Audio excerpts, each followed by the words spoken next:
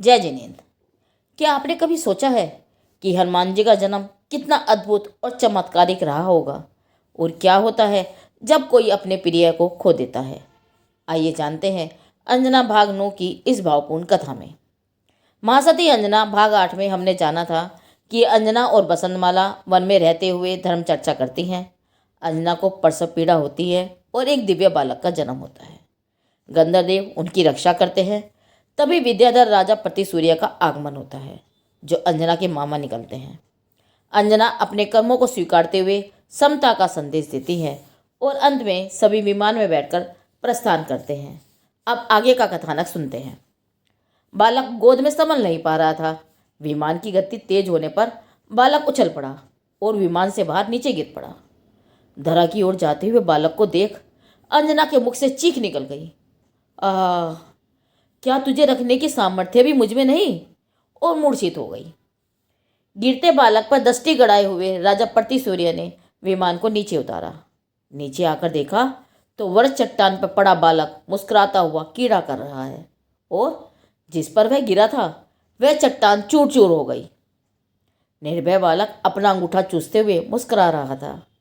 बालक को उठाकर अंजना को देते हुए राजा बोले, बेटी, निश्चय ही यह पुत्र वर्ष ऋषभ नारद सेनन का धारी है। इसके बल वीर्य से चट्टान तक खंड खंड हो गई। निश्चित ही यह जीव चरम शरीरी तद्वत मोक्षगामी है। तब बसंतमाला ने प्रसंगवश मुनिराज की भविष्यवाणी कह सुनाई और उसको सुनकर सभी की आंखें हर्ष से गीली हो गई। राजा प्रतिसूर्य सहित सभी ने बालक की 3 प्रदक्षिणा देकर नमस्कार करके श्रद्धा प्रकट की। हनुरू द्वीप में जन्मोत्सव के होने के कारण बालक का नाम हनुमान रखा गया। अंजना के पुत्र का जन्मोत्सव स्वर्गलोक में हुए इंद्र जन्म की भांति मनाया गया। नगर जय जयकार से गुंजायमान हो गया। तद्भव मोक्षगामी चरम शरीरी हनुमान की जय। अंतरंग प्रीति सहित धनी अंजना से मिलने के अत्यधिक हर्ष में विजयी पवन आज आदित्यपुर लौट रहे हैं। अतः धर्मी जीवों को तो लौकिक उपलब्धियां अति उपेक्षित ही रहती हैं। लौकिक जीवों की निकटता में मिलती हैं तृष्णाएं, धर्मी जीवों की निकटता में मिलती है तृप्ति, जो अंजना के निकट कुमार पवन पूर्व में अनुभव कर चुके थे। जब राजा प्रहलाद ने विजय कुमार के आगमन का शुभ समाचार सुना तो उनके हर्ष का पार न रहा। नागरिकों की प्रसन्नता भी आकाश छू रही है। सारी नगरी कुमार के स्वागत के लिए आंख बिछाए हुए है। कुमार के नयन अंजना के महल रतनकूट प्रासाद पर टिके हुए हैं। उसके द्वारों पर ताले लगे देखते हैं। अंजना कहीं दिख नहीं रही। मन शंका से कांप उठा कि कहीं कुछ अशुभ न घट गया हो। खेद और पश्चाताप की धारा अंदर के अंदर बहने लगी। सारी नगरी उन्हें शमशानवत दिखने लगी। आखिर किस अहम के बल पर मुझे अंजना की याद नहीं आई? कुमार स्वयं को धिक्कारने लगे। फिर वह आए माता पिता के महल की तरफ। माँ तो पहले से अधिक प्रसन्न थी। आज सबसे पहले उसे जय की टीका लगाऊंगी, आरती उतारूंगी। लेकिन समाचार माँ तक पहुंच चुका था कि कुमार सीधे अंजना के महल रतनकूट प्रसाद में गए हैं। माँ को विश्वास ही नहीं हो रहा है। लेकिन वहाँ से वापस आकर कुमार का पहला वाक्य है, माँ, अंजना कहाँ है? उसके महल के द्वार बंद क्यों हैं? पीछे भी वह नहीं खड़ी है। क्या नहीं लगाएगी वह मुझे जय का तिलक? शायद तुमने सोचा होगा कि अपशकुन हो जाएगा, मगर माँ, तुम नहीं जानती उस रात्रि की वार्ता। सब अवाक हैं। किसी के पास कहने को कुछ शब्द नहीं। कुमार शंका की कल्पना से मूर्छित हो गए। इधर मित्रप्रस्थ ने एक सांस में उस रात्रि की वार्ता माँ को सुनाती। चेतना आने पर कुमार बोले, ओहो माँ, तुम उस पुजारी को नहीं पहचान पाई? हम अपने पूज्य को ही भी नहीं पहचान पाए तो फिर पुजारी को कैसे पहचानेंगे? पर माँ, दोस्त तुम्हारा नहीं है। तुमसे पहले उसकी उपेक्षा मैंने की है। सजा का पात्र भी तुमसे पहले मैं ही हूँ। बोलो ना माँ, कहाँ है वह? कहाँ भेज दिया उसे तुमने? उसके बिना अब मेरा टिकना असंभव है। सुन चुकी हूँ बेटा, सब सुनकर भी अब तक जीवित हूँ। तुम मुझे जो चाहो सजा दो। अब तुम्हारा कष्ट मुझसे देखा नहीं जा रहा है। रो मत माँ, अपने पापों का प्रायश्चित मैं ही करूँगा। बताओ ना माँ, कहाँ है वह? माँ बोली, बेटा, महेंद्रपुर, अपने पिता के घर।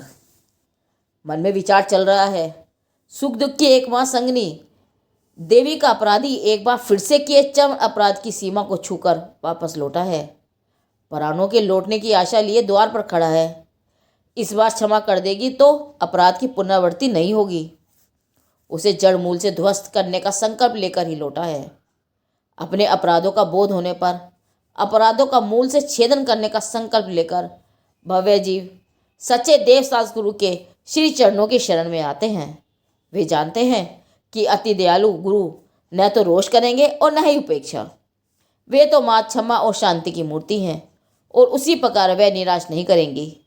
रोष करना तो उसे आता ही नहीं, वह तो सिर्फ क्षमा और शांति की मूर्ति है। इस प्रकार कुमार पवन विचार करते हुए महेंद्रपुर पहुंच गए। पवनजय का पदार्पण सुन राजा महेंद्र स्वागत के लिए आए। नगरवासी लोगों ने भी बड़े आदर के साथ प्रवेश कराया, परंतु वहां भी जब कुमार पवनजय ने अपनी अंजना को नहीं देखा तो स्वयं निर्जीव की भांति निश्चल रह गए। फिर किसी प्रकार से वहां से निकलकर पृथ्वी पर भ्रमण करने लगे। पवन विचार मगन है। अक्षम्य है मेरा अपराध। मैं उसे पाने की बात तो दूर, उसकी छाया भी छूने के योग्य नहीं हूँ। इसी से वह चली गई दूर, बहुत दूर। फिर सहसा मित प्रहस्त से बोले, जाओ, अब तुम्हें कष्ट नहीं दूंगा। जिस लोक में सती को स्थान नहीं मिला उस लोक में जीकर मैं क्या करूँगा। प्रहस्त दौड़कर पवन के गले से लिपट गए और बिलख बिलख कर रो पड़े। पवन बोले, भैया प्रहस्त, मैंने तुम्हें भाई, मित्र और गुरु के रूप में देखा है। दे सको तो पद का पाथ्य दे दो, मोह मत दो। आशीर्वाद दो कि लक्ष्मी को पाकर ही मैं तुम्हारे पास लौटूं। किसी परबल से परबल बाधा के सामने भी मैं विचलित ना हूँ और न हार मानूं। पृथ्वी के अंतिम छोर तक मैं अपनी अंजना को खोजूंगा। यदि कुलाचल भी मेरे मार्ग में बाधा बनकर आएंगे तो मैं उनका भी उच्छेदन करूंगा। नक्षत्रों को भले ही अपनी चालें पलटनी पड़े, किंतु पवनजय का मार्ग नहीं रुकेगा। एक नहीं 100 जन्मों में सही, पर अंजना को पाकर ही विराम लूंगा। अशुपूरित आंखों से प्रस्त देखते रह गए। पथ अनंत है, पृथ्वी विशाल है, खोज दिशा शून्य है और इच्छित हृदय में बसा क्या शुभ सूर्योदय मंगल प्रभात आएगा। विरह बादलों को चीरता हुआ।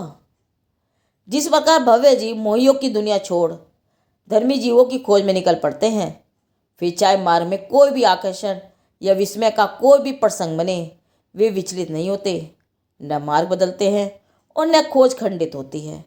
उसी प्रकार कुमार पवनजय बहुत तेजी से बढ़ते ही चले जा रहे हैं। गहन अश्रद्धा और विरक्ति से अंतःस्थल भर चुका है। इस पृथ्वी का उन्हें विश्वास ही नहीं रहा।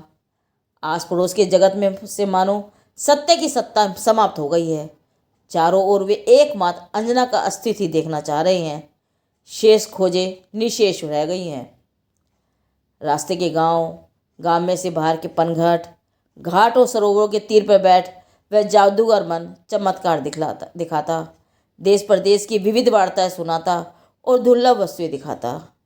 भान भूनकर पूर्व वधुएं, ग्राम बालाएं उसे घेर लेती, मोहित और चकित हो देखती रहती। उसकी आंखें दूर पर कहीं जमी आंसू से भर जाती। दिनों दिन कुमार का उन्माद संज्ञाहीन होता जा रहा है। हृदय की गोपनीय व्यथा अब छुपाए नहीं छुप रही है। सारे जगत के द्वार द्वार पर घूम घूम कर वह देव जैसे व्यक्तित्व का धनी युवा अंजना की दुख वार्ता सुनाने लगा। पूछता कि क्या वह कभी उनके घर आई थी, क्या उन्होंने कभी कंधे पर शिशु लिए हुए एक देवी को देखा है। और पूछते पूछते वह विचित्र पंथी रो देता। आदित्यपुर की कलंकित निवासित राजवधु की करुण कथा घर घर में लोग अशुपूरित नैनों से सुनते। निजी भेद तत्काल ही खुल जाता। सारे जगत के मुख पर निर्दोष अंजना की खोज में भटकते पवनजय की कथा तैरने लगी। समय का भान भूल दिशाहीन भ्रमण करते पवनजय को महीनों बीत गए। उन्हें विश्वास हो गया था कि मनुष्य जगत में अंजना का कोई भी अस्तित्व नहीं है। आज का कथानक यहीं समाप्त करते हैं। माँ सती अंजना के भाग 10 में हम सुनेंगे कैसे पवनजय और अंजना के जीवन में वैराग्य, समता और आत्मज्ञान का उदय होता है। वियोग, पश्चाताप और पुनर्मिलन के बाद दोनों आत्मा के शुद्ध स्वरूप की ओर अग्रसर होते हैं। यह भाग हमें सिखाता है कि राग ही दुख का कारण है, आत्मा का स्वभाव ही आनंद है और सम्यक दर्शन से जीवन बदल जाता है। अंततः सभी पार्थ दीक्षा लेकर मोक्ष मार्ग की ओर बढ़ते हैं। यह कथानक आत्म साधिका माँ सती अंजना से लिया गया है, जिसके संकलनकर्ता ब्रह्मचारिणी शशि जैन, ब्रह्मचारिणी नीलिमा जैन, ब्रह्मचारिणी ज्ञानधरा जांजरी और अभिलाषा जैन जी हैं। जिनदेव की वाणी आगम वाणी।